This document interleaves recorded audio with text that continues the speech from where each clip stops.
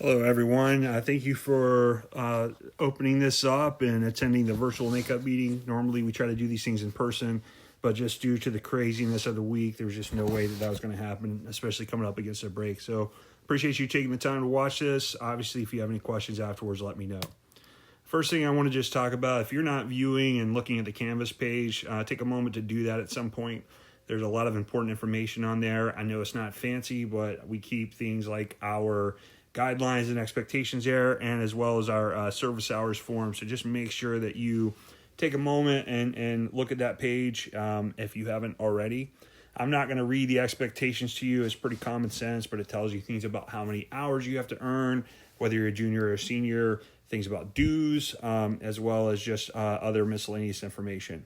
As far as communication goes, make sure that you are in the GroupMe, as well as checking your Canvas messages regularly.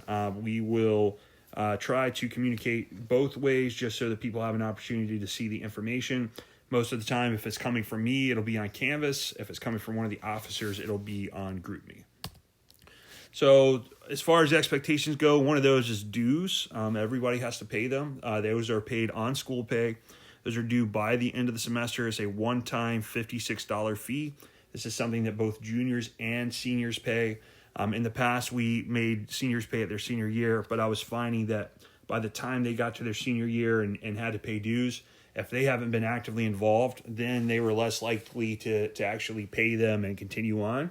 And by that point, they've applied to their colleges, they've already gotten in, and they don't care about anything anymore. So this is one of those things where if you want to be in the club, we expect you to actively commit to it. This is just one of the parts of that. We use the dues to cover our induction costs, our graduation regalia. Those are the stoles that you wear at graduation. Any chapter activities we do, as well as our national charter dues that we pay every year. For some upcoming events, we have officer projects that are ongoing, so check on GroupMe. You have to participate in at least one of those per year. There's certainly not a limit to how many you can participate in, but you have to be in at least one. It has to be documented by the officers that you were there. As far as some chapter events, we have Boxes of Love coming up. We are going to donate a box or however much we can to our school's food pantry.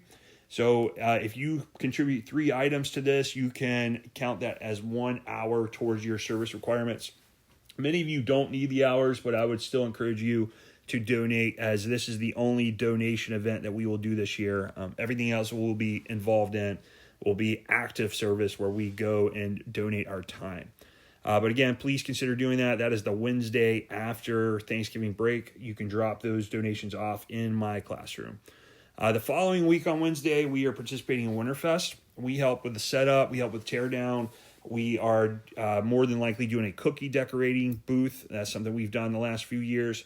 So we help out however we are needed to help out with the school. This is a very big event. If you've been around a while, this is where we bring in the holiday trees. We invite our elementary and middle schools to our school. We have choruses. We have bands playing. It's a really fun night, so I'd encourage you guys to be involved in that. We'll send a sign up out soon once we have a little more information. Our next meeting, again, we don't meet very often, so it's important that when we do meet, that you make an effort to attend. Our next meeting will be sometime in February, and that's where we'll talk about some of the next steps for seniors, as well as our officers for next year for juniors. And then we have a spring festival that we participate in, usually around mid-March. Once again, we help with the setup, with the teardown, and then we also help out with some carnival games as well. All right, for seniors, there is an NHS scholarship available through the National Charter. There's a couple of steps that you have to take in order to do this, and the deadline is coming up soon. I believe it is on November 24th, so make sure that you get this information in as soon as possible. First thing you have to do is make an account on the NHS website. It'll ask me to verify that you're in good standing, so it'll send me an email. Once I do that, then you'll be able to go in and complete the application.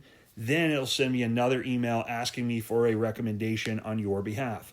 Now, I'm just going to be honest with you. If I don't know you very well, if I haven't seen you in action, I'm not going to have a whole lot to talk about. So my recommendation letter is not going to be very good. It's not going to be negative, but it's not going to be as strong as it could be versus someone who I've actually seen serving and in action. So what I would expect you to do or ask you to do, send me a little blurb of how you are committed to serving. So what are some things that you're actively involved in that you do on a regular basis? So if you'll send that to me, this is coming up really quickly, so please do that sooner rather than later so that we can get that taken care of for you. Some miscellaneous info here to wrap it up. If you did not attend induction and you were not at our meeting that we had a couple of weeks ago, I have your certificates in my classroom. Stop by and see me at some point. And additionally, it'll give you an opportunity to sign the book so that you're officially official. I already talked about, I believe, the missing the meeting, but as far as the expectations go. But if you do miss a meeting, you'll be assessed a penalty hour if you don't have a legitimate reason that you missed. Like if you got up late or you just didn't feel like coming, that's not going to fly. So you're going to have to do a penalty hour, and it's got to be completed after the missed meeting. This is just another piece of information. If you are found to be guilty of academic dishonesty, you will be removed from NHS. That is not something that we tolerate. We are the National Honor Society, so you are expected to conduct yourself as such.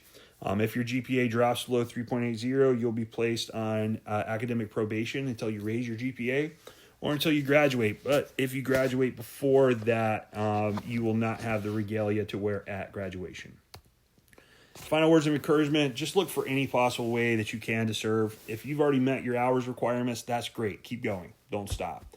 If there are things that you're involved in with other clubs or other organizations, if you guys need people, communicate with the officers. We can send that out through the group and hopefully get some more people to help you out. And this also gives an opportunity for our members to earn some more hours.